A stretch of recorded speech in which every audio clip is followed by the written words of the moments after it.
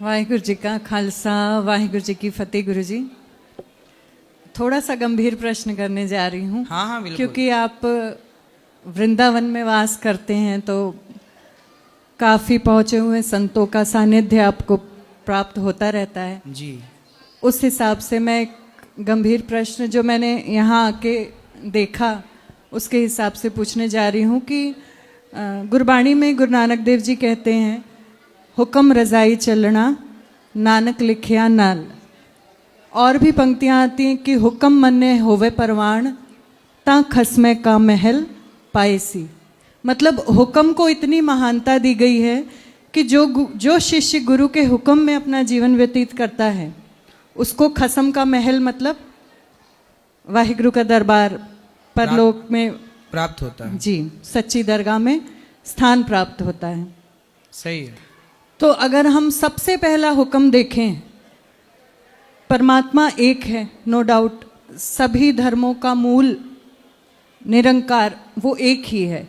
अलग अलग धाराएं हैं, अलग अलग मान्यताएं हैं, वो अलग बात है, लेकिन मूल सबका एक ही है। अव्वल अल्लाह नूर उपाया कुदरत के सब बंदे, एक नूर ते सब जग उपजया कौन पले को मंदे। सही है। गुरबाणी कहती है।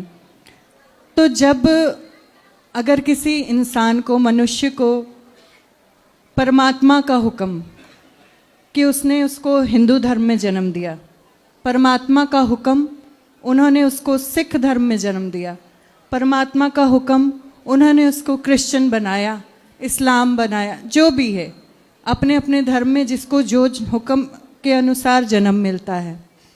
तो अगर हमें हिंदू धर्म में परमात्मा ने जन्म दिया तो इसका मतलब उसकी रज़ा ये है कि हम हिंदू धर्म को फॉलो करें। सही है। अगर हमें सिख धर्म में जन्म मिला तो इसका मतलब परमात्मा का हुक्म है कि हमें सिक्खी के हिसाब से आजीवन अपना जीवन यापन करना है। बिल्कुल सही है। तो जो अगर इसके बीच का जन्म लेने के बाद का जो सफ़र होता है उसमें अगर किसी का झुकाव, किसी का रुझान किसी दूसरे धर्म की तरफ ज़्यादा हो जाए और अपने धर्म से हट के वो उस धर्म को अपनाने लगे, उस धर्म के मुताबिक अपना जीवन यापन करने लगे, भले ही वो धार्मिक है, भले ही वो निष्ठा से दूसरे धर्म में नाम जप कर रहा है, पूजा पाठ, अच्छे कर्म सब कुछ कर रहा है, एक और लेवल तक जाके कहीं ना कहीं उस धर्म का प्रतिनिधि या संत या महापुरुष भी बन जाता है, तो क्या ये सही है? क्योंकि परमात्मा का किस धर्म में झुकाव है? किसी भी, जैसे मैंने सिख धर्म में जन्म लिया, ठीक है, जैसे मैं वृंदावन आई, मैंने यहाँ का माहौल देखा, मैं एक एग्जाम्पल के तौर पे बात कर रही हूँ। तो मान लो मेरा मूड बन गया कि मैं अब आगे से हिंदू धर्म को ज़्यादा रुझान देने लगी, इधर झुकाव मेरा होने लगा, तो क्या ये सही होगा? अच्छा, आपने बहुत अच्छा प्रश्न किया है। अब आप समझिएगा कि हिंदू और सिख, पहले तो ये जानना है कि ये दो नहीं हैं। बिल्कुल। हिंदू और सिख ये दो, हम लोग कभी भी सिख को अलग नहीं मानते। जो हिंदू है वही सिख है और जो सिख है वही हिंदू है, दोनों एक है। बिल्कुल। अब ये मैं क्यों कह रहा हूं, आपने गुरुवाणी की बात की जी। गुरु गोविंद साहब जी का इतिहास पढ़ा है आपने? जी। गुरु गोविंद साहब जी, गुरु गोविंद जी मूल में क्या है? गोविंद राय जी हिंदू है ना? सिख क्या है?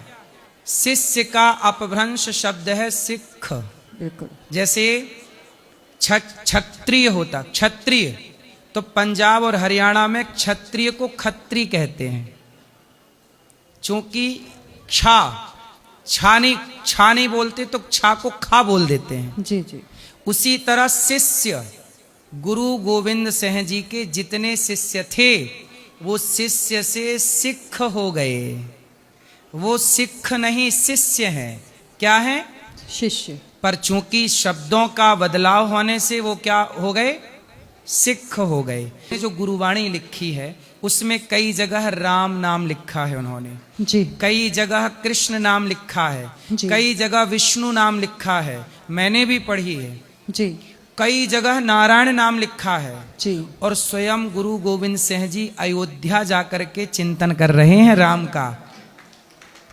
इतिहास प्रमाण मिले हैं इस बात के। जी, यहाँ मैं एक विनती करना चाहूँगी कि गुरु ग्रंथ साहिब जी में जो महापुरुषों द्वारा व्याख्या की गई उसके अकॉर्डिंग, अपनी तो तुच्छ बुद्धि है, अपना कुछ भी नहीं जी, हमारे गुरु ग्रंथ साहिब जी में जो राम शब्द आता है उसमें राजा राम जी के लिए अलग वर्णन है, और जो नॉर्मली राम शब्द आता है वो रमे हुए, कण कण में रमे हुए राम को रमन्ते प्रतीक। योगिनाम हाँ यस्य जी। सह राम। राम शब्द की व्युत्पत्ति क्या है, व्याख्या क्या है? जी। राम शब्द की व्याख्या ही है जो रमण करें, सब में जो रमण करें उन्हें राम कहते हैं। ये राम शब्द का अर्थ ही जी, है। कण कण में रमे हुए राम को, परमात्मा को राम कहा गया। हाँ, राजा राम एक अलग विषय है।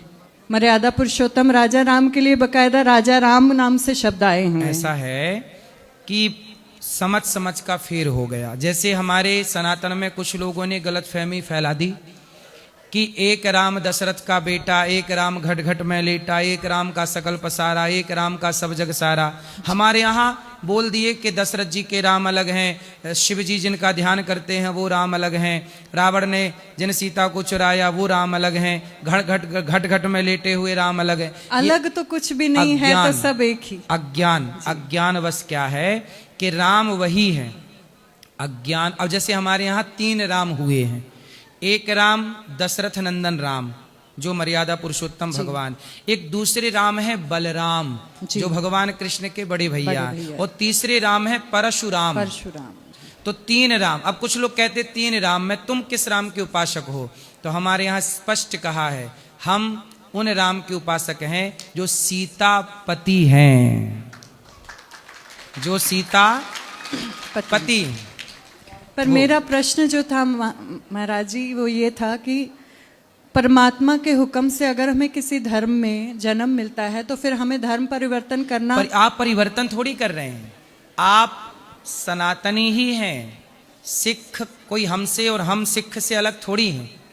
अब देखो, एक पिता के 2 बेटे हैं तो कई बार दोनों बेटों में ऐसा लड़ाई झगड़ा हो जाता है कि दोनों एक दूसरे के द्वार पे नहीं जाते, नहीं जा रहे हैं ना। लड़ाई हो गई, तेरे बेटी के ब्याह में हम नहीं आएंगे, हमारी बेटी के ब्याह में तू मत आना।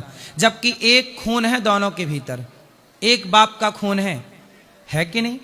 ऐसे ही है कि हिंदू और सिख में दोनों एक तत्व हैं, लेकिन विचारों का मतभेद है। अब ये विचारों का मतभेद खत्म हो तो हम आपसे अलग कब थे और आप हमसे अलग कब थे? नहीं, मान्यताओं का भेद है, मतलब विचारों का।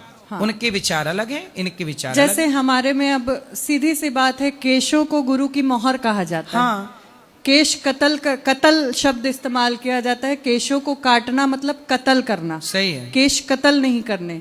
सही है। वहीं आप अगर कोई सिख हिंदू धर्म में आ जाता है तो वो सबसे पहला अपराध अपने जन्म की आज्ञा के हिसाब से।